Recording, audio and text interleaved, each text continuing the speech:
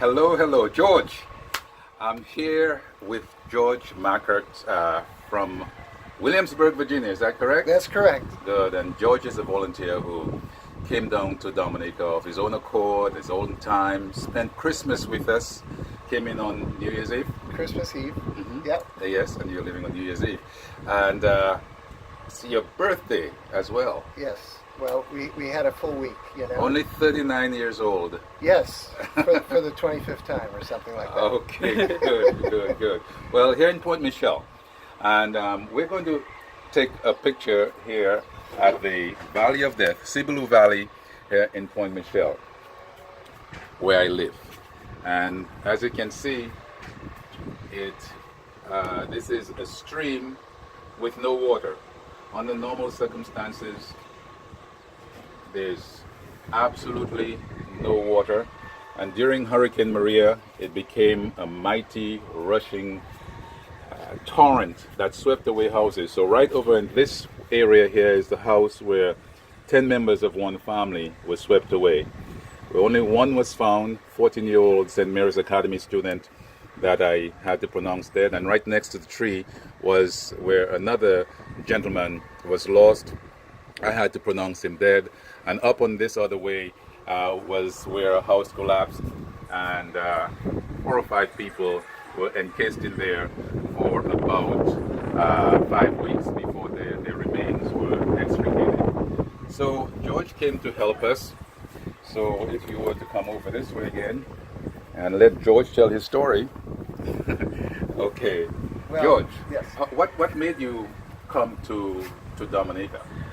So when I saw the tragedy of both Irma and Hurricane Maria, I thought, which island nation did not have covering from a larger country like the U.S., Britain, Holland, etc.? And I really landed on Dominica. And Dominica's tragedy was shown actually in a video on CNN from the perspective of Point Michel. And I saw the huge logs denuded of all their bark, and people essentially walking around in shock. And I thought, could I help? So that's the reason I chose Dominica. And you somehow got in touch with Gabriel Christian and rebuild Dominica? Yes. And yes, so I searched the internet and I wanted to come as an individual aid worker. If some people wanted to come along with, I was more than happy. But as it turned out, I was alone and did meet Gabriel and also talk with him about the tragedy that was occurring here, and said I wanted to dedicate this week that I get off from work because we have plant shutdown free of charge. So it's an opportunity for me to do some relief work. yeah. And so you arrived here on Christmas Eve, and what are some of the things were you able to do? I know you were constantly blogging to some of your friends and family. Right. So I had an opportunity to go from Merigot to around the island on the upper side through Portsmouth and Laou and into Roseau, and really get a sense of, and with my guide, Simeon Joseph, got a sense of exactly what was going on, and seeing many things that were tragic, but yet feeling the spirit of the Dominican people, how uplifted they were for how much had been already done to clear the area of all the logs and get the roads somewhat passable again. So it was a combination of tragedy and positivity. So before we wrap up with some of the things that you saw and did, tell us a little bit about your background. You're in pharmaceutical sales in the medical field? Right.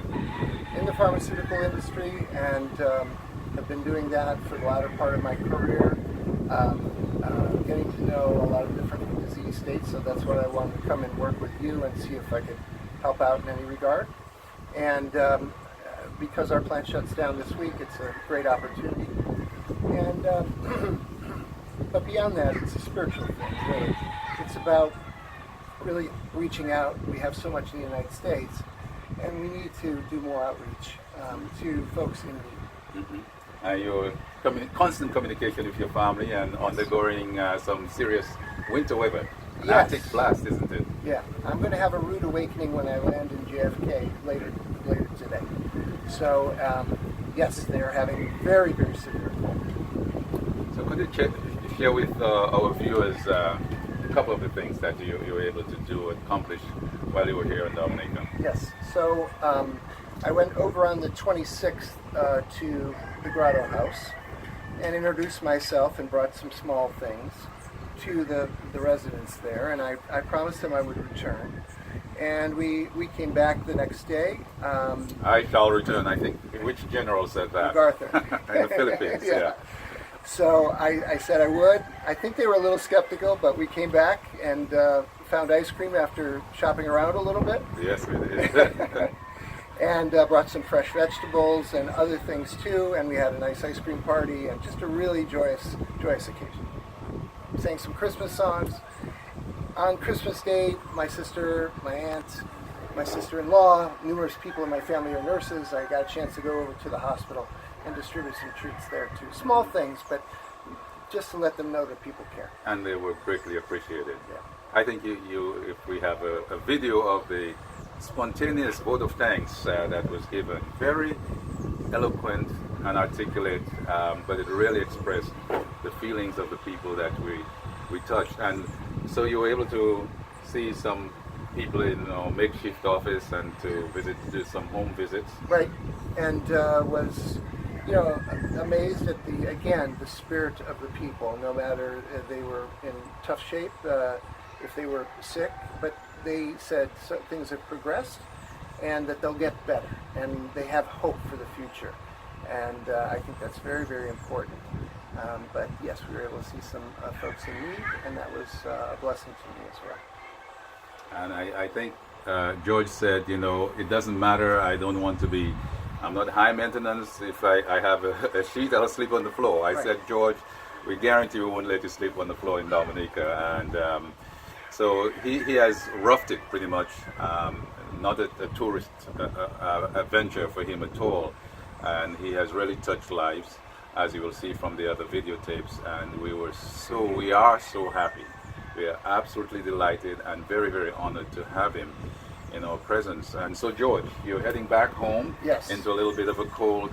Some parting words and thoughts, not only for Dominicans and friends of Dominicans, but the people who have felt, you've had a lot of responses of people who feel part of what you do and would like to support in some way. Right. In my blog and in my Facebook page, I have put a number of posts that I think are relevant.